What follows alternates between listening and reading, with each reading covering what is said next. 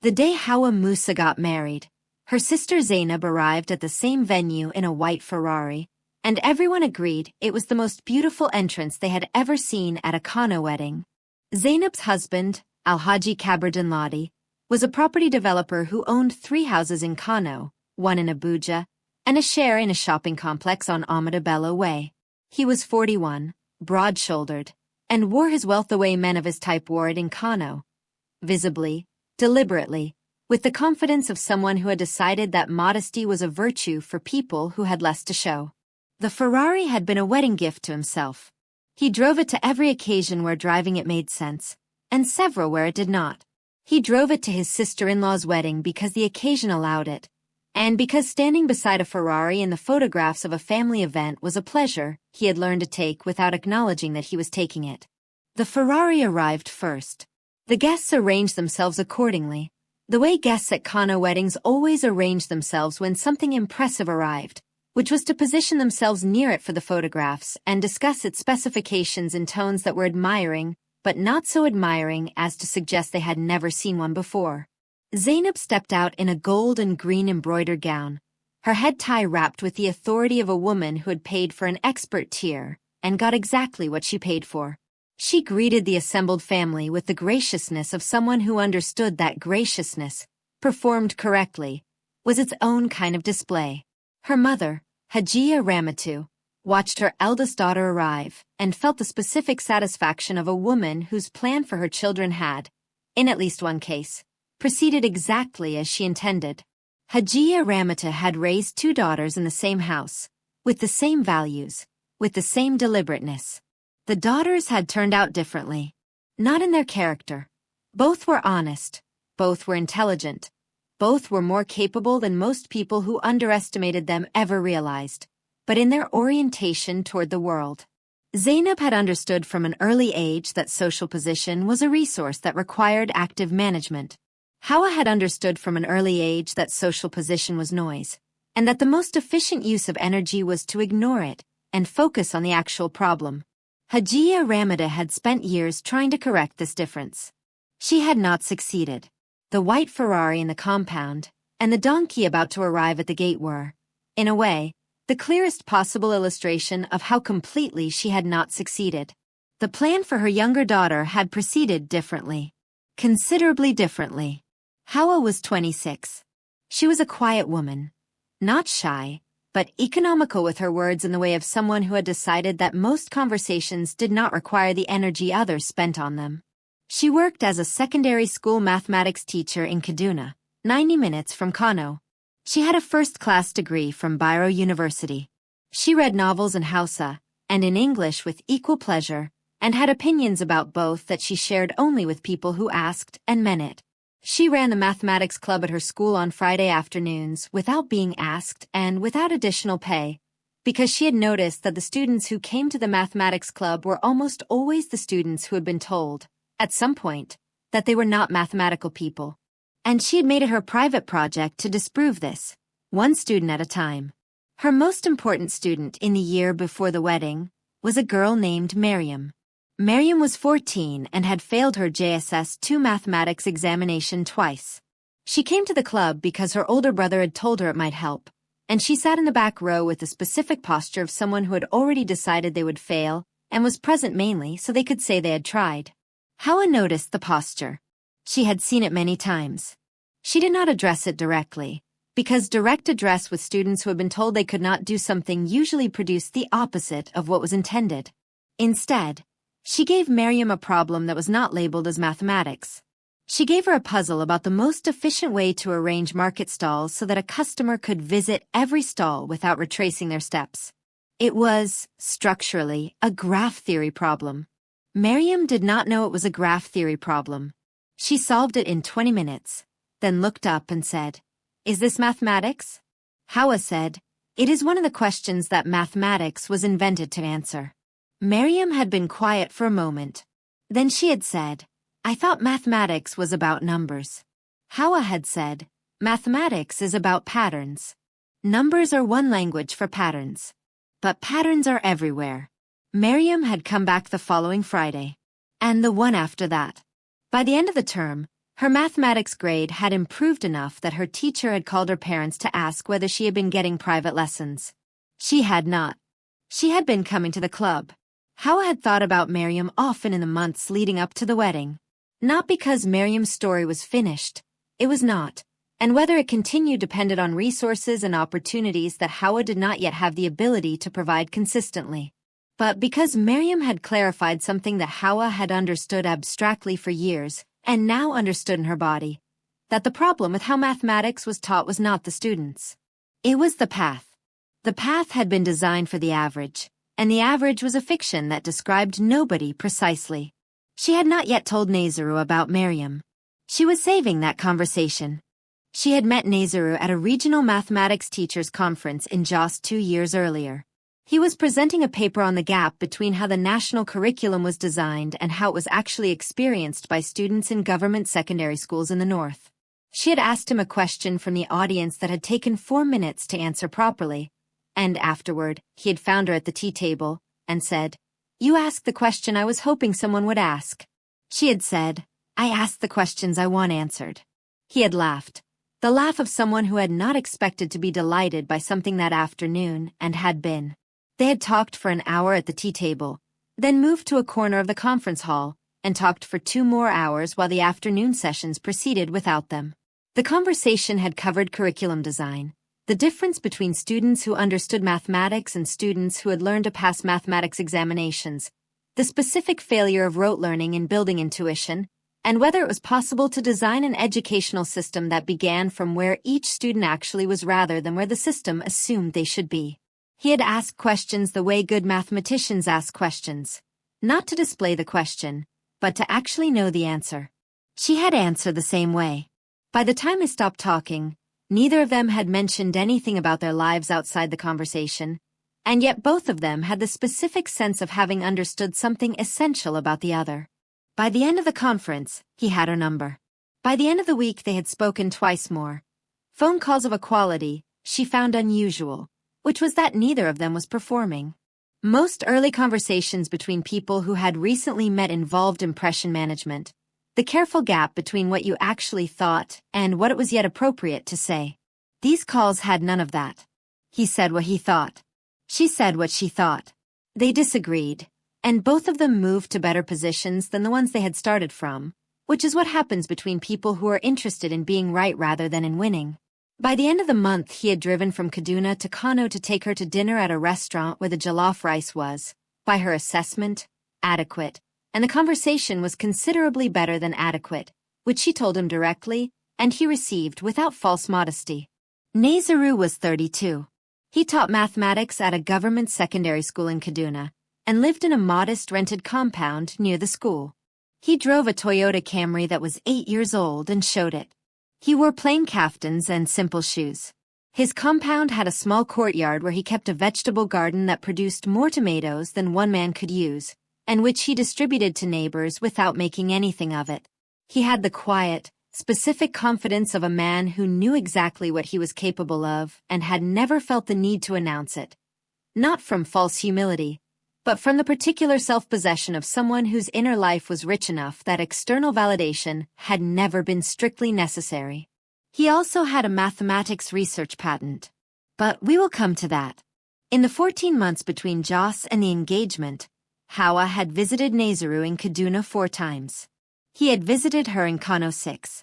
They had spoken by phone so regularly that the phone calls had stopped feeling like occasions and had become simply the way their days ended. A conversation that picked up wherever the last one had left off. Without preamble.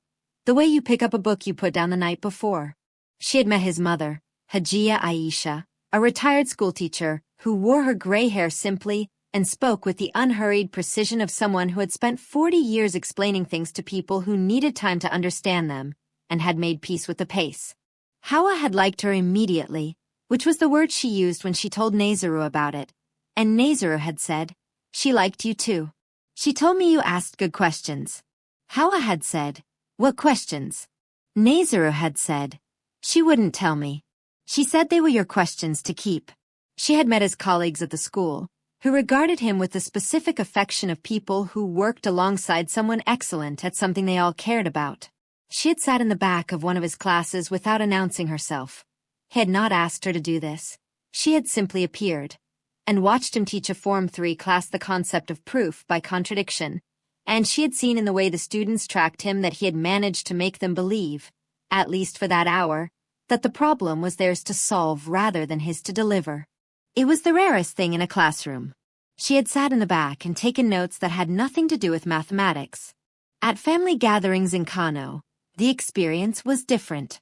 Hajiya Ramata had begun her campaign against Nezuru, if campaign was not too strong a word, approximately 3 months into the relationship, which was when she had realized that Hawa was not going to simply grow out of it. The campaign took the form of questions. Careful, reasonable-sounding questions that carried their conclusion inside them the way a court case carries its verdict inside its framing. She had asked, at a family dinner in Kano, whether Nezuru was looking at private school positions, because government school salaries in Kaduna were notoriously inconsistent, and surely he had considered something more stable. Hawa had said Nezuru was satisfied with his position. Hajiya Ramata had said that satisfaction was admirable, but that it did not build a home. She had asked, at an Eid gathering 2 months later, whether Nezuru had any family property or whether he was entirely in rented accommodation. Hawa had said he rented. Hajiya Ramata had said, with the specific tone of someone raising a practical concern rather than a social one, that a man of 32 without property of his own had made choices that reflected priorities, and priorities were the truest measure of a man's direction. She had said, at a third gathering, in a moment when she and Hawa were briefly alone, that she was not saying Nezuru was a bad man. She was certain he was a good man. She could see he was thoughtful and kind, but that goodness and kindness were qualities shared by many men, and that Hawa's education and her prospects entitled her to more than a man who was merely good. She used the word merely twice. Hawa had been silent for a long moment, and then had said, "I know what I am choosing, Mama. I have thought about it carefully." Hajiya Ramata had said, "I hope so, my daughter. I truly hope so." Zainab had also said things. They were kinder in their packaging and identical in their substance. She had said, over the phone one evening, that she only asked because she cared, and that she had seen what it looked like when a woman married a man who was good in the small ways and had nothing to show in the large ones, and it was a particular kind of loneliness. Hawa had said, "The large ways are not the ways you are thinking of." Zainab had said, "What ways then?" Hawa had said, "I will show you at the wedding." Zainab had assumed this was bravado. It had not been. The pattern was the product of 6 years of evening and weekend work on a problem he had first encountered in a research paper from university in Kuala Lumpur and had been unable to stop thinking about. The problem concerned the optimization of learning pathways in adaptive education systems. In plain language, given that every student learns differently, and given that digital education platforms can track how a student's understanding develops in real time, what is the most mathematically efficient way to determine the next concept a student should encounter at any given moment? The existing approaches to this problem were functional, but not elegant. They relied on decision trees. If the student answered correctly, show them this. If incorrectly, show them that. These worked adequately for most students but performed poorly at the extremes, for students significantly ahead or significantly behind the expected progression. Nezuru had looked at the problem differently. He modeled student understanding not as a position on a linear path, but as a probability distribution across a concept space, a cloud of partial knowledge that shifted shape as the student engaged with new material. The question was not where is this student, but what is the shape of this student's understanding, and what input would reshape it most efficiently toward the target. The mathematics this required was not simple. It drew on Bayesian inference, on optimal control theory, and on specific results from information geometry that he had spent 3 months understanding properly before he could apply them. He had worked on it in the evenings after school, at weekends, during every school holiday for 6 years. He had consulted with 2 professors at Ahmadu Bello University. The first, Professor Bello, had told him at their second meeting that the model had a structural flaw in how it handled concept dependencies, and had shown him precisely where. Nezuru had gone home and revised the model entirely, which had taken 4 months. When he returned, Professor Bello had looked at the new version and said, "Now it is closer." Not there. Closer. Nazaru had gone home and revised it again. The second professor, Dr. Aminu, who specialized in computational methods, had told him at their third meeting that the model was mathematically sound, but that the implementation would require a specific approximation technique he had not yet used, and had spent 2 Saturday mornings teaching him the technique. Nazaru had paid for both professors' thyme and tomatoes from his courtyard garden, which they had accepted without comment, which told him they were serious people. He had written the paper 4 times. The first version was too long. The second was too technical.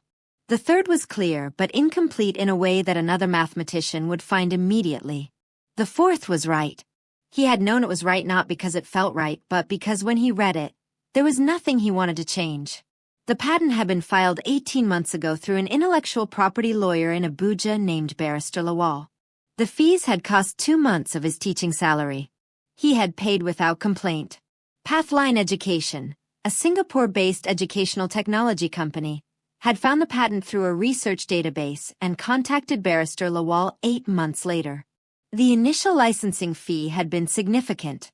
The ongoing royalties, structured as a percentage of revenue from every deployment of the algorithm, had been growing steadily as Pathline expanded into Indonesia, Vietnam, South Korea, and Brazil. By the morning of the wedding, the account held an amount that would have restructured every conversation in the Musa family compound about what kind of man Hawa had chosen. Nazaru had not spent much of it. He had continued living on his teaching salary, routing the royalties to a separate account, partly because he was genuinely uncertain what he wanted to do with it, and partly because he had grown up in a household where money was respected because it was scarce, and he found this respect did not leave him simply because the scarcity had. He had told Hawa 3 weeks before the wedding, sitting in the courtyard among the tomato plants, at the end of a quiet afternoon that had not felt like the right moment until suddenly it was. He had told her everything. The problem, the years of work, the patent, the licensing fee, the royalties, the current balance. He had shown her the account statement. She had looked at it for a long time. Then she had asked several questions, which he answered. Then she had been quiet, looking at the tomato plants, and then she had said, "Why are you telling me now?"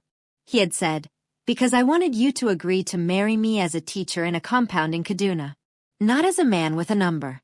I needed to know the choice was the same either way." She had said, "And if I had said no?" He had said, "Then the answer would have been no. And it would have been the right answer." She had been quiet again. Then she said, "You should know that I would have chosen you either way. It would have been useful to know that earlier." He said, "I know. I'm sorry." She said, "Don't apologize. Just don't do it again." He said, "Agreed." Then she had looked at the account statement once more and said, with the tone of someone making a practical observation, "This changes several things." He said, "Yes." She said, "We should talk about what to do with it." He said, "I was hoping you would say that." That conversation had lasted 4 hours. It covered a mathematics education endowment for government secondary schools in Kaduna State. It covered a possible research collaboration with Ahmadu Bello University. It covered whether to buy a house or continue renting. It covered Miriam, the student from the Friday Club.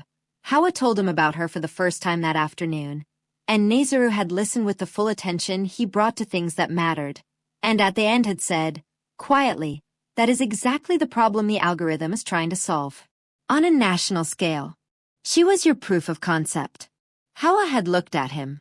She had said, "I was going to say that." He had said, "I know. I wanted to hear you say it." 3 days later, he had told her about the donkey. She had said, "Are you certain?" He had said, "I am certain." She had said, "My mother will say things." He had said, "Your mother says things when the weather changes. The donkey will give her better material than usual." Hawa had looked at him for a long moment. She had said, "You're going to explain this to me properly afterward." He had said fully, "Everything. Afterward." She had nodded. Then she had said, "I trust you." She had meant it. This was the specific thing about Hawa. She did not grant trust easily, and once given she did not withdraw it to reconsider. She had spent 2 years watching how Nazar moved through problems and people, and she had concluded that his decisions had reasons she was not always shown but had always, in the end, turned out to be worth seeing. The donkey was a decision. She trusted the reason was coming. Before we continue, tell us in the comments where you're watching from. And if this story is speaking to something in you, please subscribe to Visa's Tales. You will not want to miss what happens next. The donkey's name was Bello. He was gray-brown, 7 years old, and belonged to Nazaru's uncle who farmed land outside Kano. Nazaru had arranged to borrow him for the morning, leaving his Camry 2 streets from the venue, and riding Bello the remaining distance in his plain wedding kaftan and ordinary shoes, with the composed expression of a man executing a decision he had thought through carefully. The reason for the donkey was, like most of Nazaru's decisions, precise. He had watched, across 2 years of knowing how his family, the way the Musa household assigned worth to men. He had watched Al-Haji Kabru be received with deference at every gathering. He had watched himself be assessed, the kaftan, the Camry, the government school salary, the rented compound, and found insufficient. He had heard Hajia Ramata say, within earshot, that a man of 32 without property had no ambition, and that she would not pretend otherwise to spare anyone's feelings. He had found this clarifying rather than offensive, because it told him exactly what measuring stick was being used, which meant he knew exactly what to show them, and when. The wedding was the most public moment available. He had decided that the most public moment was the right one for the clearest possible test. The donkey was that test. It was not to humiliate them.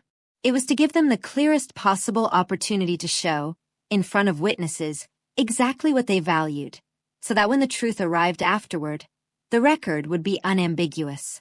You could not, after the donkey and the announcement, pretend you had always believed in him. The compound had gone quiet when he appeared at the gate. Then the laughter had started. Hajia Ramata had said, in a voice pitched to Carrie, "This is the man my daughter chose instead of a decent prospect. This is what she brought us." Hawa was inside the compound. She had known. She had said she trusted him. She waited. The nikah was performed according to Islamic tradition. The men in one section, the women in another. The bride price agreed. The witnesses present. The words spoken quietly and made real the way they have always been made real in this tradition, without requiring a Ferrari or anything else to confirm their weight. The imam, who had known the Musa family for years and had conducted 3 other weddings in this compound, performed the ceremony with calm warmth, moving at a pace that gave the proceedings their full dignity. Hawa sat among the women and listened to the words and knew that outside the compound Bello was at his post, and that inside this room the actual thing was happening, the real and serious thing. And that all the noise around it was exactly noise, and always had been. At the reception, Nazaru sat with his wife and spoke to guests and introduced himself simply, without elaboration. He had brought his uncle, the farmer, in his best kaftan. His mother, Hajia Aisha, sat nearby in her good hijab, eating quietly, watching the room with the composure of a woman who had raised a son who solved problems in the evenings after school and had known for a long time that this day would look different from what most of the people in this room expected. Barrister Lawal sat near the entrance in a quiet but expensive suit, saying very little, which was what he had been asked to do until the appropriate moment. That moment came an hour into the reception, when the food had been served and the room had loosened into the rhythm of a celebration. Nazaru stood. He thanked the guests. He thanked both families. Then he said, with the same quiet precision he brought to everything, that he wanted to share something, because wedding days were for truth as much as for celebration. He said he was a mathematics teacher. He said he'd been a mathematics teacher for 8 years and intended to remain one, because it was the work he had chosen with full understanding of what it cost and what it returned. He said that 6 years ago he had encountered a problem in mathematics that he could not stop thinking about, and that 6 years of evenings and weekends had eventually produced something useful, and that the usefulness had found its way to a company in Singapore that had decided to pay for it. He named the countries where the algorithm was now deployed. He said the details of the arrangement were available from Barrister Lawal, who was sitting near the entrance, for anyone who had questions. He said he had shared the full picture with his wife 3 weeks before the wedding because he had wanted her to marry him knowing everything. He did not say the number. He sat down. The room was quiet in the way rooms are quiet when they are processing something that requires fundamental rearrangement. Then it was not quiet at all. Zainab found Hawa near the food table. She'd been watching from across the room when Nazru stood, and it was Hawa who had moved to stand beside her at that moment, quietly, without announcement, so that Zainab heard the speech with her sister's hand at her elbow, which was the closest thing to "I will show you" that Hawa was going to offer. Her voice was slightly unsteady now. She said, "You knew?" Hawa said, "3 weeks ago." Zainab said, "And you said nothing?" "Through everything Mama said." "Through everything I said." "You said nothing." Hawa said, "It was his to tell. On his terms." Zainab looked at her sister for a long moment. She said, "He came on a donkey." Hawa said, "Yes." Zainab said, "And he has a patent license to a company in Singapore. And Indonesia. And South Korea." Hawa said, "And Vietnam and Brazil." Zainab said, "I don't understand him." Hawa said, "I know. That used to bother me." Zainab said, "When did it stop?" Hawa thought about this. Then she said, "When I realized that not understanding someone is not the same as not being able to trust them. Those are 2 different problems. I can work without understanding, but I cannot work without trust." Zainab was quiet for a moment. She said, "How did you know you could trust him?" Hawa said, "I watched how he was in the classroom when he didn't know I was watching. I watched how he talked about the students who were struggling, not as failures, but as people who hadn't been given the right question yet. I watched him refuse to take credit for things that belonged to his professors. I watched him distribute tomatoes to his neighbors without making anything of it." She paused. Knowing what a person is worth financially is easy. Knowing what they are made of takes longer. I took the time. Zainab stood with this. Across the room, through the gate, the white Ferrari sat in the afternoon light. Somewhere further from the compound, Bello the donkey was eating grass at his post. The distance between those 2 vehicles contained something Zainab was going to be sitting with for a long time. She and Kabir drove home that evening in the Ferrari, and the drive was quieter than usual, and Kabir was on his phone and did not notice, and Zainab sat watching the streets and thought about a sister who had trusted a man before knowing what he had built, and what that kind of trust looked like from the outside, and whether she had ever trusted anything that way, and whether it was too late to find out. She did not answer these questions that evening, but she was asking them, which was more than the day before. Hajia Ramatu went to Nazru after the announcement. She sat beside him with the bearing of a woman approaching something that was going to cost her something. She said, "You came on a donkey." He said, "Yes, Hajia." She said, "You knew what people would say." He said, "I expected exactly what was said." She was quiet. Then she said, "Why?" He said, "Because I wanted to know who saw me and who saw the donkey." The answer was useful information going forward. She said, "I made a remark at the gate." He said, "You did." She said, "In front of people." He said, "Yes." She said, "I was wrong about you." He said, "You are not wrong about the donkey, Hajia. The donkey is exactly what it is. You are wrong about what a man arriving on a donkey might be carrying." Hajia Ramatu absorbed this. She was an intelligent woman, more intelligent than she was always given credit for, because intelligence in a woman who spent her life managing social position was often mistaken for social intelligence only, when it was actually the broader kind that social intelligence was simply a tool of. She absorbed it and said, "Your mother is a schoolteacher." He said, "She was. She is retired now. She is the best teacher I ever had." Hajia Ramata looked across the room to where Hajia Aisha sat in her good hijab, eating and watching and saying nothing that was not required. She had the composure of a woman who had known for a long time how this day would end. Hajia Ramata stood. She went to introduce herself properly. The conversation lasted 20 minutes and covered the best method for making baobab leaf soup, the particular challenge of teaching mathematics to children who had already decided they could not do it, what meant to raise a son who worked on problems in the evenings and kept the results to himself, and whether that kind of man was a rarity or whether more of them existed, and were simply invisible to the way most people looked at the world. Hajia Aisha said, calmly, at the end, "They exist. You simply have to be willing to look at a donkey and ask what it is carrying, rather than deciding on sight. Hajiya Ramatu was quiet after this. Then she said, I was not willing this morning. Hajiya Aisha said, You were willing by the afternoon. That is not nothing. Bello the donkey stood at his post, having eaten his grass, observed periodically by wedding guests who now regarded him with a quality of attention that was entirely different from the morning. He was the same donkey.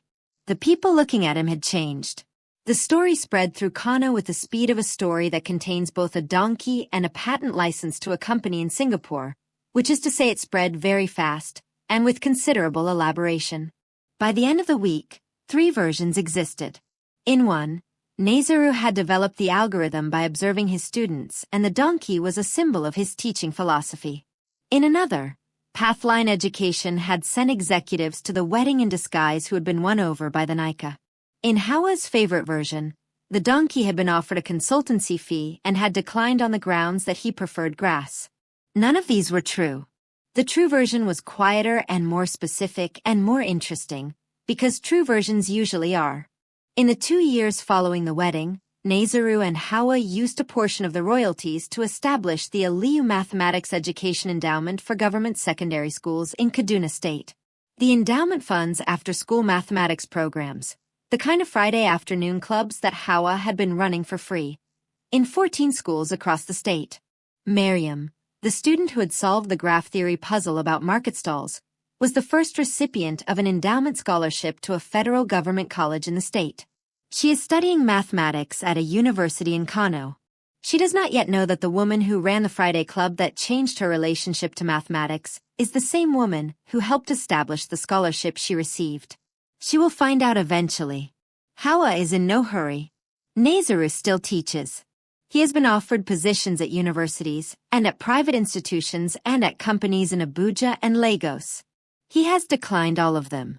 He says he is where the problem is, by which he means the students who still arrive at school in the morning with the specific expression of children who have already been told the answer before they tried the problem. He is not done with that. Hawa still runs the Friday Club. It now has a waiting list. The algorithm is being used to teach mathematics to children in 11 countries who do not know, and will likely never know, the name of the man who designed the path their understanding follows. He knows. That is enough for him. Bello is back on the farm. Nazaru visits occasionally on weekends. He has been offered a larger, newer car. He has not yet accepted the offer. Hawa says he will, eventually. She is rarely wrong about things she has thought about carefully. If this story moved something in you, tell us in the comments. Have you ever misjudged someone because of how they arrived? Tell us where you are watching from. Subscribe to Visa's Tales. Share this with someone who has ever been measured by the wrong ruler. Because the most important things a man carries are never visible from a distance. And sometimes the most honest thing he can offer you is the one thing you are certain means he is nothing at all.